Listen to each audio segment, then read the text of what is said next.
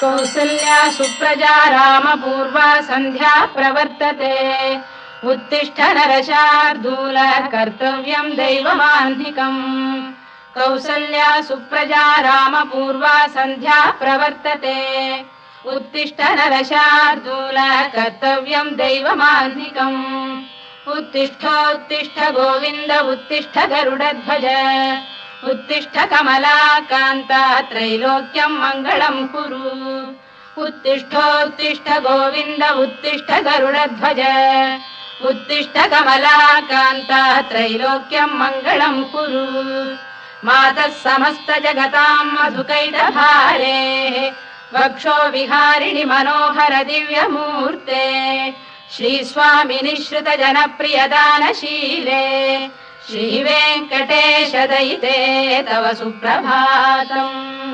मातः समस्त जगताम् मधुकैटभारे वक्षो विहारिणि मनोहर दिव्यमूर्ते श्रीस्वामिनि श्रुत जनप्रियदानशीले श्रीवेङ्कटेश दयिते तव सुप्रभातम् तव सुप्रभातमरविन्दलोचने भवतु प्रसन्नमुखचन्द्रमण्डले विधिशङ्करेन्द्रवनिताभिरर्चिते वृषशैलनाथ दयिते दयानिधे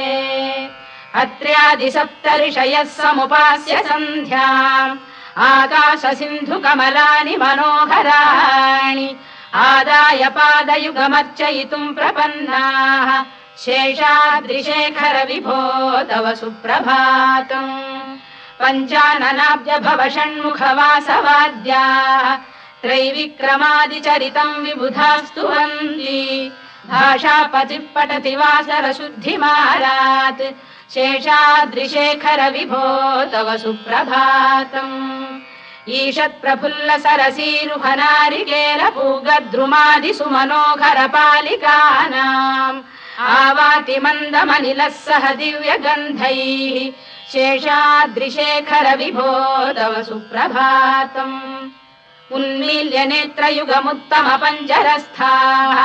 पात्रावशिष्ट कदलीफलपायसानि भुक्त्वा सलीलमथकेलिशुकाः पठन्ति शेषाद्रिशेखर विभो तव सुप्रभातम् तन्त्री प्रकर्ष मधुरस्वनया विपञ्च गायत्यनन्दचरितम् तव नारदोऽपि भाषा समग्रमसकृत्करचार रम्यम् शेषाद्रिशेखर विभो तव सुप्रभातम् भृङ्गावळी च मकरन्दरसानुविद्ध झङ्कार गीतनिनदैः सह सेवनाय गिर्यात्युपान्त सरसी कमलोदरेभ्यः शेषाद्रिशेखर विभो तव सुप्रभातम् योषा गणेन वरदध्नि विमथ्यमाने घोषालयेषु दधिमन्थन तीव्र घोषाः रोषात् कलिम् विदधते ककुभश्च कुम्भाः शेषाद्रिशेखर विभो तव सुप्रभातम् पद्मेश मित्र शतपत्र गतालिवर्गाः हर्तुम् श्रियम् कुवलयस्य निजाङ्गलक्ष्म्या भेरी निनादमिव बिभ्रति तीव्रनादम् शेषाद्रिशेखर विभो तव सुप्रभातम् श्रीमन्नभीष्टवरदाखिल लोकबन्धो श्री श्रीनिवास जगदेक दयैक सिन्धो श्रीदेवतागृह भुजान्तल दिव्यमूर्ते श्रीवेङ्कटाचलपते तव सुप्रभातम् श्रीमन्नभीष्टवरदाखिल लोकबन्धो श्री श्रीनिवास जगदेक दयैक सिन्धो श्रीदेवतागृह भुजान्तर दिव्यमूर्ते श्रीवेङ्कटाचलपते तव सुप्रभातम् श्रीस्वामि पुष्करिणिकाप्लव निर्मलाङ्गाः श्रेयोर्थिनो हर विरिञ्च सनन्दनाद्याः द्वारे वसन्ति वरवेत्र हतोत्तमाङ्गाः श्रीवेङ्कटाचलपते तव सुप्रभातम् श्रीशेषशैल गरुडाचल वेङ्कटाद्रिनारायणाद्रिवृषभाद्रिविषाद्रिमुख्याम् आख्याम् त्वदीय वसतेरनिशम् वदन्ति श्रीवेङ्कटाचलपते तव सुप्रभातम् सेवापरा शिव सुरेश कृशानुधर्म रक्षोऽम्बुनाथ पवमान धनाधिनाथाः बद्धाञ्जलि प्रविलसन् निज शीर्षदेशाः श्रीवेङ्कटाचलपते तव सुप्रभातम् घाटीषु देवि खगराज मृगाधिराज नागाधिराज गजराज हयाधिराजाः स्वस्वाधिकार महिमाधिकमर्थयन्ते श्रीवेङ्कटाचलपते तव सुप्रभातम् सूर्येन्दुभौम बुधवाक्परिकाव्य सौरिस्वर्भानुकेतु दिविषत्परिषत्प्रधानाः त्वद्दासदासचरमावधिदासदासाः श्रीवेङ्कटाचलपते तव सुप्रभातम् त्वत्पादधूलिभरितस्फुरितोत्तमाङ्गाः स्वर्गापवर्गनिरपेक्ष निजान्तरङ्गाः कल्पागमाकलनयाकुलताम् लभन्ते श्रीवेङ्कटाचलपते तव सुप्रभातम् त्वद्गोपुराग्रशिखराणि निरीक्षमाणाः स्वर्गापवर्गपदवीम् परमाम् श्रयन्तः मर्त्या मनुष्य भुवने मतिमाश्रयन्ते श्रीवेङ्कटाचलपते तव सुप्रभातम् श्रीभूमिनायक दयादिगुणामृताब्धे देवाधिदेव जगदेक शरण्यमूर्ते श्रीमन्ननन्त गरुडाधिभिरर्चिताघ्रे श्रीवेङ्कटाचलपते तव सुप्रभातम् श्रीपद्मनाभ पुरुषोत्तम वासुदेव वैकुण्ठ माधव जनार्दन चक्रपाणे श्रीवत्स चिह्न शरणागत पारिजात श्रीवेङ्कटाचलपते तव सुप्रभातम् कन्दर्पदर्पहर सुन्दर दिव्यमूर्ते कान्ताकुजाम्बुरुह कुड्मललोल दृष्टे कल्याण निर्मल गुणाकर दिव्य कीर्ते श्रीवेङ्कटाचलपते तव सुप्रभातम् मीनाकृते कमठकोल नृसिंहवर्णिन् स्वामीन् परश्वत तपोधन रामचन्द्र शेषांश रामय दुनन्दन कल्किरूप श्रीवेङ्कटाचलपते तव सुप्रभातम् लीलालवङ्ग घनसार सुगन्धि तीर्थम् दिव्यम् वियस्सरिति हेम घटेषु पूर्णम् धृत्वाद्य वैदिक शिखामणयः प्रहृष्टाः तिष्ठन्ति वेङ्कटपते तव सुप्रभातम् भास्वानुदेति विगचानि सरोरुहाणि सम्पूरयन्ति निनदैः कगुभो विहङ्गाः श्रीवैष्णवाः सततमर्थितमङ्गलास्ते धामाश्रयन्ति तव वेङ्कट सुप्रभातम् ब्रह्मादयः सुरवराः समहर्षयस्ते सन्तः सनन्दन मुखास्तव योगिवर्याः धामान्तिके तव हि मङ्गलवस्तु हस्ताः श्रीवेङ्कटाचलपते तव सुप्रभातम् लक्ष्मी निवास निरवद्य गुणैक सिन्धो संसार सागर समुत्तरणैक सेतो वेदान्त वेद्य निज वैभव भक्त भोग्य श्रीवेङ्कटाचलपते तव सुप्रभातम् लक्ष्मी निवास निरवद्य गुणैक सिन्धो संसार सागर समुत्तरणैक सेतो वेदान्त वेद्य निज वैभव भक्त भोग्य श्रीवेङ्कटाचलपते तव सुप्रभातम् इत्थम् वृषाचलपतेरिह सुप्रभातम् ये मानवाः प्रतिदिनम् पठितुम् प्रवृत्ताः तेषाम् प्रभात समये स्मृतिरङ्गभाजाम् प्रज्ञाम् परार्थ सुलभाम् परमाम् प्रसूते इत्थम् वृषाचलपतेरिह सुप्रभातम् ये मानवाः प्रतिदिनम् पठितुम् प्रवृत्ताः तेषाम् प्रभात समये स्मृतिरङ्गभाजाम् प्रज्ञाम् परार्थ सुलभाम् परमाम् प्रसूते कमलाकुच चूचुक कुङ्कुमतो नियतारुणितातुलनीलतनो कमलायतलोचन लोकपते विजयी भव वेङ्कटशैलपते कमलाकुच चूचुक कुङ्कुमतो नियतारुणितातुलनीलतनो कमलायतलोचन लोकपते विजयी भव वेङ्कटशैलपते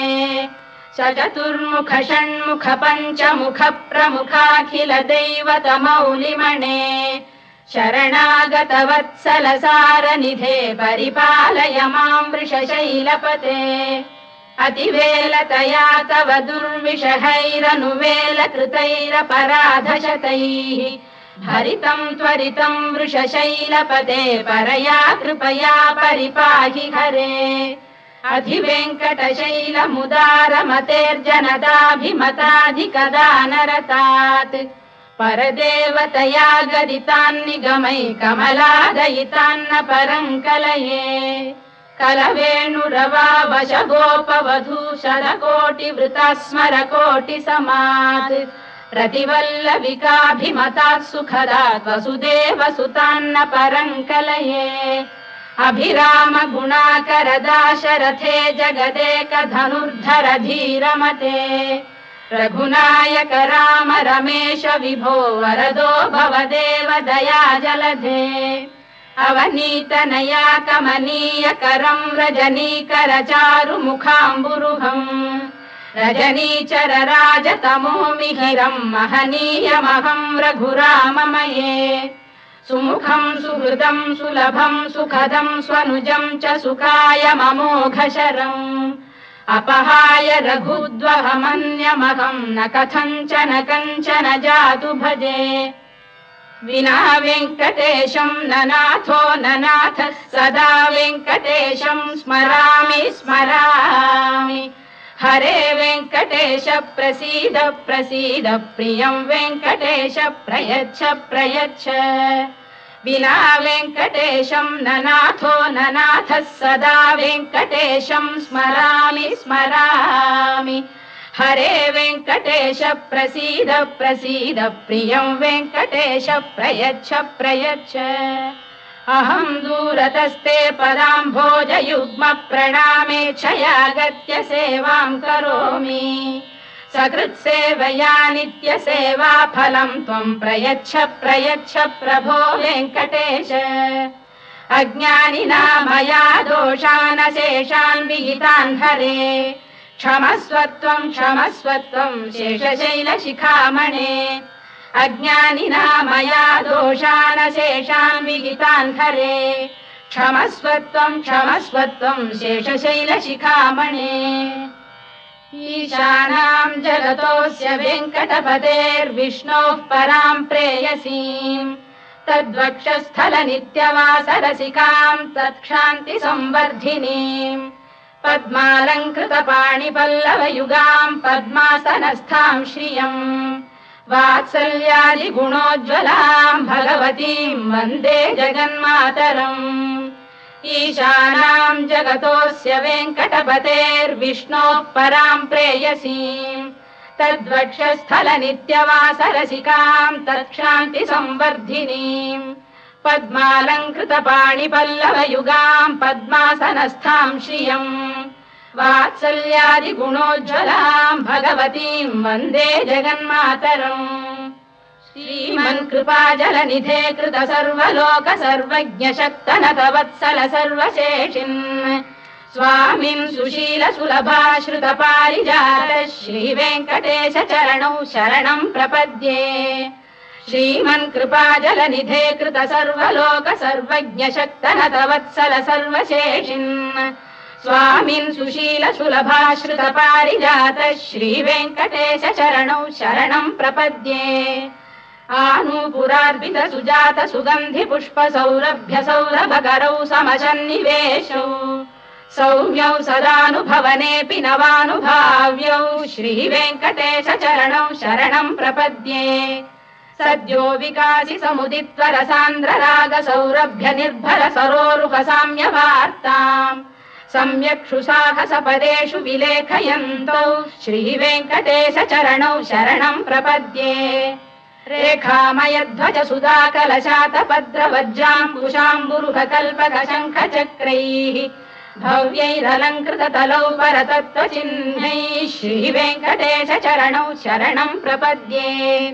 ताम्रोदरद्युतिपराजित पद्मरागौ बाह्यैर्महोभिरभिभूत महेन्द्रनीलौ उद्यन्नखांशुभिरुदस्त शशाङ्कभासौ श्रीवेङ्कटेश चरणौ शरणं प्रपद्ये सप्रेम भीति कमलाकर पल्लवाभ्याम् संवाहनेऽपि सपदिक्लममादधानौ कान्थाववाङ्मनसगोचरसौ कुमार्यौ श्रीवेङ्कटेश चरणौ शरणं प्रपद्ये लक्ष्मी महीतदनुरूप निजानुभाव नीलादि दिव्य महिषीकर पल्लवानाम् आरुण्य संक्रमणतः किल सान्द्ररागौ श्रीवेङ्कटेश चरणौ शरणं प्रपद्ये नित्यानमद्भि शिवादि किरीटकोटि प्रत्युक्त दीप्त नवरत्नमः प्ररोहैः नीराजना विधिमुदारमुपादधानौ श्रीवेङ्कटेश चरणौ शरणं प्रपद्ये विष्णु पदे परम इत्युदित प्रशंसौ यौ मध्व उत्स इति भोग्यतयाप्युपातौ भूयस्ततेति तव पाणितल प्रतिष्ठौ श्रीवेङ्कटेश चरणौ शरणं प्रपद्ये पार्थाय तत्सदृश सारथिना त्वयैव यौ दर्शितौ स्वचरणौ शरणं व्रजेति भूयोऽपि मह्यमिहतौ करदर्शितौ ते श्रीवेङ्कटेश चरणौ शरणं प्रपद्ये मन्मूढिकालियपणे विकटाटवीषु श्रीवेङ्कटाद्रिशिखरे शिरसि श्रुतीनाम् चित्तेऽप्यनन्य मनसां सममाहितौ ते श्रीवेङ्कटेश चरणौ शरणं प्रपद्ये